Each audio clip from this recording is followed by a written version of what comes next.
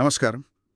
తిరుమల ఆ పేరు వింటేనే ఏదో తెలియని ఓ శక్తి, ఓ భక్తి భావం కలుగుతుంది కదా. శేషాచలం కొండల్లో వెలిసిన ఆ పవిత్ర ధామం కోట్లాది హిందువులకు కేవలం ఒక పుణ్యక్షేత్రం కాదు, అది ఎన్నో సగటు కుటుంబాల జీవితాల్లో ఒక ఆధ్యాత్మిక లంగరు లాంటిది, తరతరాల అనుబంధం. ఈరోజు మనం కాలమిస్ట్ పెద్దాడ నవీన్ గారు రేపటి కోసం దినపత్రికలో రాసిన తిరుమల యాత్ర సగటు కుటుంబాల ఆధ్యాత్మిక లంగరు అనే వ్యాసం ఆధారంగా కొంచెం లోతుగా మాట్లాడుకుందాం. అంటే తిరుమల యాత్ర వెనుకున్న ఆ ఆధ్యాత్మిక అంతరార్థాలు, దాని సామాజిక సాంస్కృతిక కోణాలను పరిశీలిద్దాం. అవును. మన లక్ష్యం ఏమిటంటే ఈ యాత్ర వెనుకున్న ఆ గట్టి నమ్మకాలు, ఆచారాలు, మామూలు భక్తుల అనుభవాలు, వాళ్ల ఆశలు, అలాగే ఈ వ్యవస్థకు సంబంధించిన కొన్ని విషయాలను కూడా క్లుప్తంగా చూద్దాం. అసలు ఈ యాత్రకు ఎందుకంత ప్రాధాన్యత, దాని వెనుకున్న ఆ స్పిరిచువల్ సీక్రెట్స్ ఏంటి? నిజమేనండి. తిరుమల అంటే కేవలం ఒక గుడి కాదు, అదొక పెద్ద సాంస్కృతిక ఆధ్యాత్మిక వ్యవస్థ. పెద్దాడ నవీన్ గారు తన వ్యాసంలో చెప్పినట్టు, ఇక్కడ మామూలు మనుషుల లౌకిక అవసరాలు అంటే రోజువారీ కష్టాలు, వాటితో పాటు వాళ్ల అలౌకిక ఆకాంక్షలు అంటే ఆధ్యాత్మికమైన కోరికలు, ఇవి రెండూ ఎలా ముడిపడి ఉన్నాయో చూడటం చాలా ఆసక్తికరంగా ఉంటుంది. అవును. ఇంకా చెప్పాలంటే భక్తులకు ఉండే ఆ గట్టి నమ్మకం, అది ఇక్కడ పరిపాలనలో ఉండే కొన్ని సమస్యలను, విమర్శలను కూడా ఎలా అధిగమిస్తోందో చూడటం అది చాలా ముఖ్యం. సరే, ముందుగా యాత్రికుల నేపథ్యం గురించి మాట్లాడుకుందాం. పెద్దాడ నవీన్ గారి పరిశోధన ప్రకారం తిరుమల వచ్చే యాత్రికుల్లో దాదాపు 65% మందంట వాళ్ళు దిగువ మధ్యతరగతి వాళ్లేనట. అవునా? వాళ్ల వార్షిక ఆదాయం కూడా సుమారు 70,000 రూపాయల లోపే ఉంటోందని ఒక అంచనా. అంటే మనం అనుకునేదానికి కొంచెం భిన్నంగా ఉంది కదూ. తిరుమల అంటే కేవలం డబ్బున్నవాళ్ల కోసమే కాదనమాట. ఇది చాలా ముఖ్యమైన పాయింట్ అండి. అంటే తిరుమల అందరి దేవుడు, సామాన్యులకు కూడా అందుబాటులో ఉన్నాడని ఇది స్పష్టం చేస్తోంది. మరి వాళ్ళెందుకొస్తున్నారు? వాళ్ల ప్రధాన ఉద్దేశ్యమేంటంటే తమ రోజువారీ జీవితంలో ఎదురయ్యే కష్టాలు, ఆరోగ్యం కావచ్చు, ఆర్థిక ఇబ్బందులు కావచ్చు, పిల్లల చదువులు, వీటికేదైనా ఒక దైవిక పరిష్కారం దొరుకుతుందేమోనని ఆశతో వస్తారు. పెద్దాడ నవీన్ దీన్ని ప్రాయోజిక భక్తి అన్నారు. అంటే ప్రాగ్మాటిక్ డివోషన్. మోక్షం లాంటి పెద్ద పెద్ద ఆధ్యాత్మిక లక్ష్యాల కంటే ముందు తమ ఈ లౌకిక జీవితంలో కొంచెం స్థిరత్వం, ఏదైనా విజయం కలగాలని దేవుణ్ణి ఆశ్రయించడమన్నమాట. అంటే తాము పడే కష్టానికి, చేసే ప్రయత్నానికి ఆ స్వామివారి దైవిక తోడ్పాటు లభిస్తుందని, ఏదో ఒక అండ దొరుకుతుందని ఒక బలమైన నమ్మకం. ఖచ్చితంగా. అది వాళ్ల జీవితాలకు ఒక ఆధ్యాత్మిక భరోసా, ఒక ఊరట కూడా. సరే, ఇక ఆధ్యాత్మిక పునాదుల విషయానికొస్తే ఈ భక్తికి మూలం ఆ శ్రీనివాసుడి రుణగాథ అని మనందరికీ తెలిసిందే కదా. పద్మావతి అమ్మవారితో పెళ్లి కోసం కుబేరుడి దగ్గర అప్పు చేయడం, ఆ అప్పు తీర్చడానికే స్వామి ఇక్కడ కలియుగంలో కొలువైనారని గట్టి నమ్మకం. నిజమే. అందుకే భక్తులు హుండీలో వేసే ప్రతి పైసా, ప్రతి కానుక ఆ దేవుడి అప్పు తీర్చడంలో తమ వంతు సాయంగా భావిస్తారు.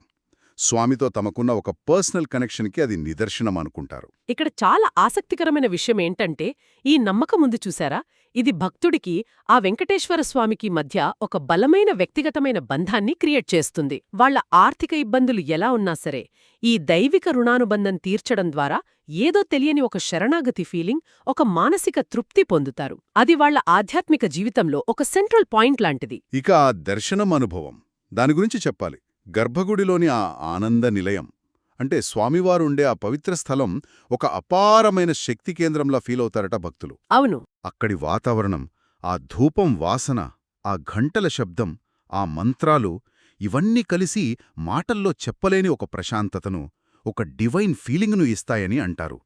మనకు 16వ శతాబ్దానికి చెందిన వ్యాసతీర్థుల లాంటి గొప్ప సాధువులు కూడా ఇక్కడి గోపురంపైన ఉండే విమాన వెంకటేశ్వరుణ్ణి ఆరాధించి మోక్షం పొందారని కూడా చెబుతారు. దర్శనం తర్వాత చాలామంది నిజంగా వాళ్ల జీవితాల్లో పెద్ద మార్పులొచ్చాయని చెప్తుంటారు.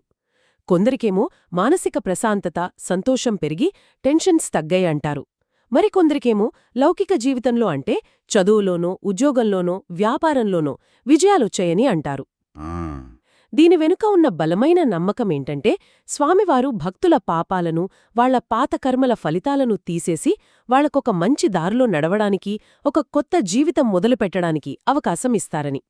ఇది ఒక రకంగా కర్మ సిద్ధాంతం నుంచి విముక్తి పొంది స్పిరిచువల్గా రీబార్న్ అవ్వడం లాంటిది. స్వామినామాల్లో కూడా గోవింద నామస్మరణకు చాలా ప్రత్యేక స్థానం ఉంది. ఈ పేరుని తలచుకోవడం, జపించడం, రాయడం ఇవన్నీ భక్తిని, ఏకాగ్రతను పెంచుతాయని నమ్ముతారు. ఈ మధ్య టీటీడీ వాళ్లు యువత కోసం 1,000,000 గోవింద నామాలు రాస్తే ఫ్యామిలీతో సహా వీఐపీ బ్రేక్ దర్శనం కల్పించే ఒక ప్రోగ్రాం కూడా మొదలుపెట్టారు. ఇది చాలా ఇంట్రెస్టింగ్ స్ట్రాటజీ అండి. సాంప్రదాయ భక్తి సాధన అయిన తపస్సును ఈ కాలపు అట్రాక్షన్ అయిన వీఐపీ దర్శనంతో కలపడం. రోజుకు 24 గంటలు కంటిన్యూస్గా రాసినా దాదాపు 578 రోజులు పడుతుందట ఈ 1,000,000 నామాలు రాయడానికి. Oh my God! ఇంత కష్టమైన సాధన వెనుక ఉన్న ఉద్దేశం యువతలో డిసిప్లిన్, కాన్సంట్రేషన్, ఓర్పు, భక్తి భావనలు పెంచడం. ఒక రకంగా చెప్పాలంటే ఇది గోల్ ఓరియంటెడ్ భక్తిని ఎంకరేజ్ చేయడం లాంటిది. కానీ దాని స్పిరిచువల్ బేస్ మాత్రం తపస్సే. ఇక సాంస్కృతిక కోణంలో చూస్తే మన తెలుగు రాష్ట్రాల్లోని కుటుంబాలకు తిరుమల యాత్ర అనేది జీవితంలో ఒక భాగం, ఒక కల్చరల్ నామ్ లాంటిది. పెళ్లి కాగానే కొత్త జంట స్వామి దర్శనానికి రావటం, అవును, పిల్లలు పుట్టాక వాళ్లని స్వామి ఆశీస్సుల కోసం తీసుకురావడం ఇవన్నీ దాదాపు కంపల్సరీ అన్నట్టుంటాయి. చాలా ఇళ్లల్లో పూజ గదుల్లో స్వామివారి క్యాలెండర్లు, ఫోటోలు తప్పకుండా కనిపిస్తాయి. దీన్ని కొంచెం పెద్ద దృష్టితో చూస్తే ఇది కేవలం ఒక ఆచారం కాదు, జీవితంలో జరిగే ప్రతి ముఖ్యమైన ఈవెంట్ను దేవుడి ఆశీస్సులతో కనెక్ట్ చేయడం. దీని ద్వారా కుటుంబాలు తమ కల్చరల్ హెరిటేజ్ను, హిందూ ధర్మ సంప్రదాయాలను నెక్స్ట్ జనరేషన్కి పాస్ చేస్తున్నాయి. ఏటీడీ కూడా తన ఫండ్స్ను వేద పాఠశాలల నిర్వహణకు, పాత గుడుల రెనోవేషన్కు వాడాలనే రూల్స్ ఉండటం ఈ కల్చరల్ ప్రిజర్వేషన్కు ఒక ఇన్స్టిట్యూషనల్ సపోర్ట్ ఇస్తుంది. అలాగే తలనీలాలివ్వడం ఇది తిరుమలలో చాలా స్పెషల్ కదా. కోరిక తీరినందుకు మొక్కు తీర్చుకోవడానికే కాదు, తమలో ఉన్న అహంకారాన్ని, పాపాలను వదిలేయడానికి గుర్తుగా కూడా భక్తులు దీన్ని చూస్తారు. ఇది కంప్లీట్ సరెండర్కి ఒక సింబల్ అండి. తమ పాత నేనును వదిలేసి ఒక కొత్త పవిత్రమైన జీవితాన్ని స్వామి సన్నిధిలో స్టార్ట్ చేయాలనే కోరికనిది చూపిస్తోంది. టైంతో పాటు ఇది కేవలం పర్సనల్ మొక్కుబడిలా కాకుండా ఫ్యామిలీ మెంబర్స్ అందరూ కలిసి చేసుకునే ఒక సామూహిక వేడుకలా మారిపోయింది. యాత్రకు ముందు కూడా చాలా కుటుంబాలు కొన్ని నియమాలు పాటిస్తాయి. సాత్వికంగా ఉండటం, నాన్ వెజ్ తినకపోవడం, ఉపవాసాలు చేయడం లాంటివి. ఇవి కూడా ఫ్యామిలీ బాండ్స్ను స్ట్రాంగ్ చేస్తాయని పెద్దాడ నవీన్ వ్యాసంలో చెప్పారు. అవును, ఈ అందరూ కలిసి చేసే వ్రతాలు, కలిసి ప్రయాణం చేయటం, క్యూలలో గంటల తరబడి వెయిట్ చేయడం, ఇలాంటి ఎక్స్పీరియన్సెస్ అన్నీ ఒక షేర్డ్ స్పిరిచువల్ ఇన్వెస్ట్మెంట్ లాంటివి. మనం అయ్యప్ప దీక్ష లాంటి కఠిన వ్రతాల్లో చూసినట్టే ఇలాంటి కలెక్టివ్ ఎక్స్పీరియన్సెస్ ఫ్యామిలీ మెంబర్స్ మధ్య బంధాన్ని, సమాజంలో యూనిటీని పెంచుతాయి. ఇక సోషల్ ప్రాక్టీసెస్ గురించి మాట్లాడుకుంటే అన్నదానం ఇక్కడ చాలా కీలకం. మానవ సేవే మాధవ సేవ అనే మాటకి ఇది నిలువెత్తు నిదర్శనం. టీటీడీ నడిపే శ్రీ వెంకటేశ్వర అన్నప్రసాదం ట్రస్ట్ ద్వారా రోజుకి 1,00,000 మందికి పైగా భక్తులకు ఫ్రీగా మంచి క్వాలిటీ భోజనం పెడుతున్నారు. ఇది చాలా చాలా ఇంపార్టెంట్ సర్వీస్. ముఖ్యంగా యాత్రికుల్లో ఎక్కువ సంఖ్యలో ఉండే దిగువ, మధ్యతరగతి భక్తులకు ఇది ఫినాన్షియల్ బర్డెన్ను బాగా తగ్గిస్తుంది. వాళ్ల యాత్రను ఇంకా సులభం చేస్తుంది. మన హిందూ ధర్మంలో కూడా అన్నదానం అన్ని దానాల్లోకెల్లా గొప్పదిగా చెప్తారు. టీటీడీ దీన్ని ఇంత పెద్ద స్కేల్లో కాంటిన్యూయస్గా చేస్తుండటం నిజంగా గొప్ప విషయం. అలాగే శ్రీమాలి సేవా కార్యక్రమం ఉంది. దీని ద్వారా భక్తులు వాలంటీర్గా వాళ్ల తోటి యాత్రికులకు సర్వ్ చేసే అవకాశం దొరుకుతుంది.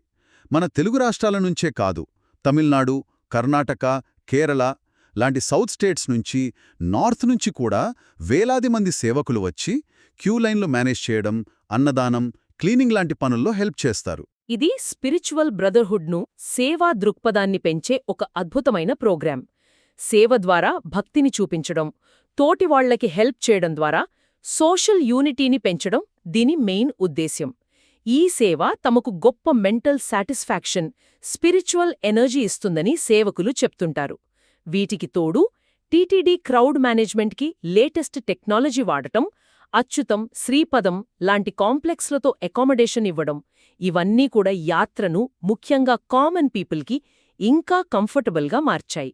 ఇన్ని మంచి విషయాలు, సేవా కార్యక్రమాలు ఉన్నా పెద్దాడ నవీన్ గారు చెప్పినట్టు టీటీడీ అడ్మినిస్ట్రేషన్లో కొన్ని ఇన్స్టిట్యూషనల్ కాంప్లెక్సిటీసు, కొన్ని కాంట్రవర్సీలు కూడా ఉన్నాయి.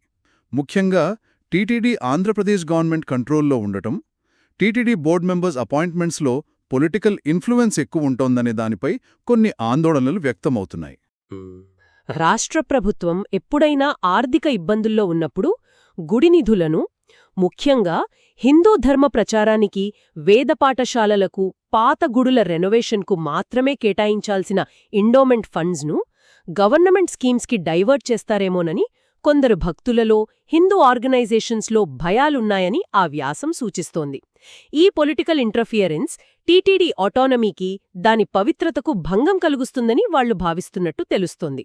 వీటితో పాటు కరప్షన్ ఆరోపణలు, ట్రాన్స్పరెన్సీ లేకపోవడంపై కూడా విమర్శలు అప్పుడప్పుడు వస్తూనే ఉన్నాయి. ఉదాహరణకు, శ్రీవాణి ట్రస్ట్ ఫండ్స్ వాడకంపై కొన్ని పొలిటికల్ విమర్శలు వచ్చాయి. ఫారిన్లో చేసిన శ్రీనివాస కళ్యాణం లాంటి ప్రోగ్రామ్స్ ఖర్చుల విషయంలో తేడాలు జరగాయనే ఆరోపణలు కూడా గతంలో వచ్చాయి. రీసెంట్గా టీటీడీ ఈవోగారే స్వయంగా శ్రీవాణి ట్రస్ట్ ద్వారా వచ్చే వీఐపీ బ్రేక్ దర్శనం టికెట్ల బుకింగ్ సిస్టంలో కొన్ని లోపాలున్నాయని, దానివల్ల భక్తులు గంటల తరబడి వెయిట్ చేయాల్సి వస్తుందని ఒప్పుకున్నట్లు కూడా వ్యాసంలో ఉంది. ఇది ఒక ముఖ్యమైన ప్రశ్నలు లేవనెత్తుతుంది.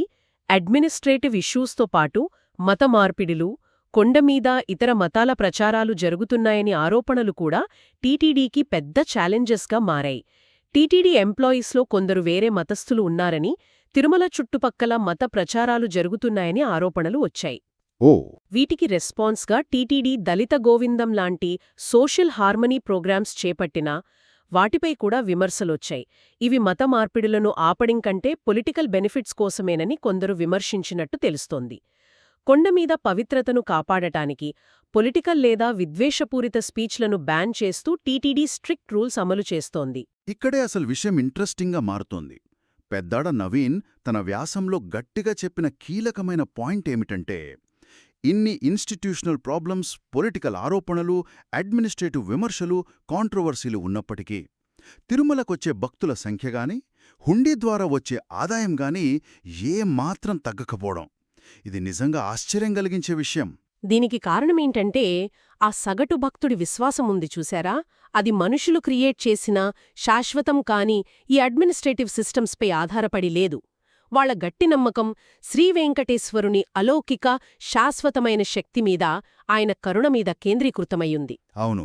వాళ్లు స్వామివారిని కలియుగ ప్రత్యక్ష దైవంగా, తమ కష్టాలను తీర్చే దేవుడుగా చూస్తారు. ఈ అడ్మినిస్ట్రేషన్ లోపాలను, పొలిటికల్ ఆరోపణలను టెంపరరీగా, మనుషుల్లో ఉండే మామూలు బలహీనతలుగా చూస్తారు. వాళ్ల భక్తి, వాళ్ల కనెక్షన్ డైరెక్టుగా దేవుడితోనే, మధ్యలో ఉండే ఈ బోర్డులతో కాదు. ఇదే తిరుమల క్షేత్రం యొక్క స్పెషాలిటీ. సో మొత్తంగా దీని సారాంశమేంటి? పెద్దాడ నవీన్ గారి వ్యాసం ద్వారా మనం అర్థం చేసుకోవాల్సిన మెయిన్ పాయింట్ ఏమిటంటే, తిరుమల యాత్ర అనేది సగటు తెలుగు కుటుంబాలకు కేవలం ఒక రిలీజియస్ డ్యూటీ కాదు. అది వాళ్ళ జీవితంలో ఒక మల్టీఫేసెటెడ్ బేస్. వాళ్ళ లౌకిక సమస్యలకు సొల్యూషన్ చూపించే ఒక ఆశాకిరణం, వాళ్ళ కల్చరల్ హెరిటేజ్ను కాపాడుకునే ఒక సాధనం, అలౌకిక ఆనందాన్ని, మానసిక శాంతినిచ్చే ఒక స్పిరిచువల్ పాత్. ఖచ్చితంగా ఇది మోడర్న్ లైఫ్లో రోజురోజుకీ పెరిగిపోతున్న స్ట్రెస్, డిప్రెషన్, యాంగ్జైటీలకు ఒక స్పిరిచువల్ హీలింగ్ లాగా పనిచేస్తుంది. ఫ్యామిలీ బాండ్స్ను, సోషల్ యూనిటీని బలపరుస్తుంది. టీటీడీ అడ్మినిస్ట్రేషన్లో ఒకవైపు ఇంత పెద్ద ఎత్తున సోషల్ సర్వీస్, మరోవైపు పొలిటికల్ ఆరోపణలు లాంటి కాంట్రడిక్షన్స్ కనిపిస్తున్నప్పటికీ భక్తుల విశ్వాసం మాత్రం చెక్కుచెదరకుండా నిలవడమనేది మనం గమనించాల్సిన కీలకాంశం. వాళ్ల నమ్మకం పూర్తిగా ఆ స్వామివారిపైనే ఉంది.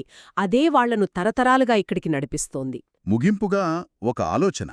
ఇంత మోడర్న్ ఏజ్లో, టెక్నాలజీ ఇంతగా పెరిగిన ఈ రోజుల్లో, ఇన్ని ఛాలెంజెస్, కాంప్లెక్సిటీస్, విమర్శల మధ్య కూడా ఒక పుణ్యక్షేత్రం కోట్లాది మంది ప్రజల జీవితాలపై ఇంత స్ట్రాంగ్ స్పిరిచువల్, కల్చరల్, ఇంకా సైకలాజికల్ ఇంపాక్ట్ను ఎలా నిలుపుకోగలుగుతోంది? బహుశా పెద్దాడ నవీన్ వ్యాసం చెప్పినట్టు, ఆ తిరుగులేని అచంచలమైన విశ్వాసంలోనే, ఆ ఆధ్యాత్మిక అంతరార్థంలోనే మానవ నమ్మకం యొక్క అసలైన పవర్, దాని రహస్యం దాగి ఉందేమో. ఏమంటారు?